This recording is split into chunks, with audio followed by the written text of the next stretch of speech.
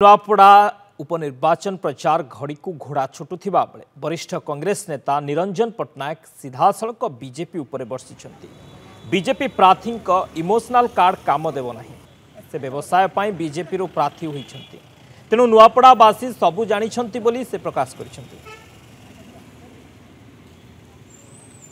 करपटे धान दर 3100 टका कर काटी साटी हम ना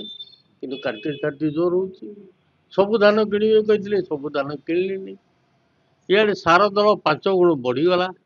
तेणु से 3100 टकर चाषी केते उपकृत है जो कहते जो सुभद्रा योजना एकाथर 50,000 देवे देने 5,000 कर 6 मास दौरान तेणु कौन सी दृष्टि ना गरीब लोक ना श्रमिक ना चाषी ना युवक ना महिला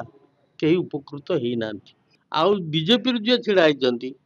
4 दिन आगु डिक्लेयर करते बीजेडी छिड़ा ही 4 दिन पर बीजेपी से व्यवसाय करती व्यवसाय स्वार्थ रक्षा करने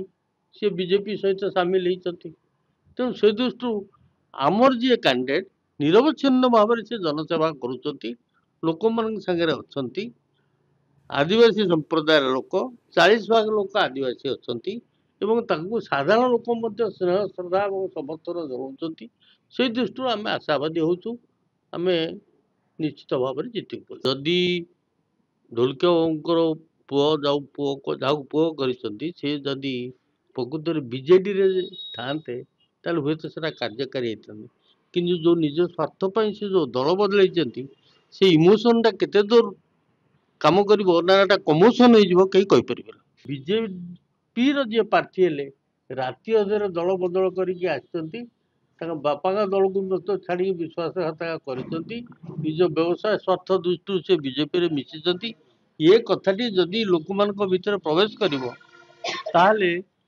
अखिलेश्वर कांग्रेस जीतु नुआपड़ावासी से अनुरोध करूँ आपण मैंने विचार करूँ मानस मंथन करूँ किए ही उपयुक्त प्रार्थी किए नुआपड़ावासी स्वार्थ रक्षा कर ना निज स्वार्थ रक्षा करने से ठिया लोक मान स्वार्थ रक्षा करने से ठिया।